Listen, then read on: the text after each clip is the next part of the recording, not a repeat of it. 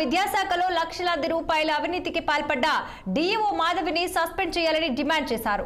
గత 5 ఏళ్ల నుండి బదిలీ కాకుండా జిల్లాలో పనిచేస్తూ అన్ని వ్యవస్థలను మేనేజ్ చేస్తున్నారని డీఈఓపై అఖిలపక్ష నేతలు మండిపడ్డారు. ఇక అవినీతికి పాల్పడుతున్న విద్యాశాఖ అధికారిపై శాఖాపరమైన విచారణ చేపట్టి ఆమెను సస్పెండ్ చేయాలన్నారు.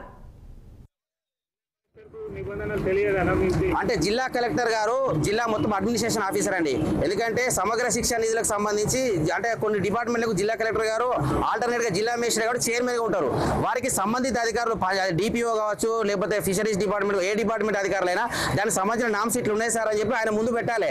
ఆయనకి ₹1,00,000 వరకు డిఓ గారికి అధికారం ఉంది. ₹5,00,000 కలెక్టర్ గారు పర్మిషన్ తీసుకోవాలి. ఏది సమగ్ర శిక్షణ నిధులను డ్రా చేయాలంటే ₹5,00,000 దాటితే స్టేట్ ప్రాజెక్ట్ డైరెక్టర్ పర్మిషన్ తీసుకోవాలి.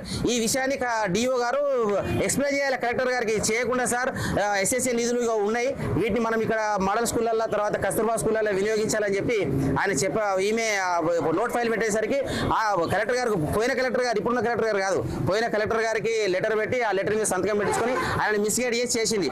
ఈ విషయాన్ని finance accounts officer Pavan Kumar ఆయన ఈ విషయాన్ని మెన్షన్ చేసి జిల్లా కలెక్టర్ను మిస్గైడ్ చేసి ఈమె ఈ ఆర్థిక అక్రమాలకు పాల్పడ్డదని చెప్పి రిపోర్టు స్టేట్ ప్రాజెక్ట్ డైరెక్టర్కి ఇచ్చిండు. అది ఆయన పెట్టిన ఆయన రిపోర్ట్ సబ్మిట్ చేసిన రిపోర్ట్ కాపీ నా దగ్గర ఉంది. ఇది నేనంటే నేను కలెక్టర్ గారిని చేశారు అనేది కాకపోతే అధికారే ఎస్ఎస్సీకు ఫైనాన్స్ ఆడిట్ ఆఫీసర్ ఈ ఆర్థిక అవకతవకలు గుర్తించి కలెక్టర్ను మన మిస్గైడ్ చేసిందని చెప్పి ఆయన రిపోర్ట్ సబ్మిట్ చేసిండు. అది కూడా నా దగ్గర ఉంది. కావాలంటే కలెక్టర్ గారికి అది కూడా సబ్మిట్ చేస్తా.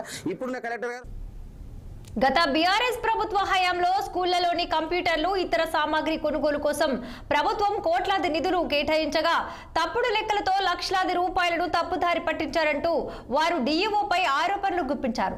ఇక అనేక అక్రమాలకు పాల్పడుతూ ప్రభుత్వ ధనాన్ని కాజేశారని ఆగ్రహం వ్యక్తం చేశారు. మాధవిపై వెంటనే శాఖాపరమైన చర్యలు తీసుకోకపోతే రాబోయే రోజుల్లో ఆమరణ నిరాహార దీక్షకు దిగుతామని హెచ్చరించారు అఖిలపక్ష నేతలు. డీఓ మాధవిపై వెంటనే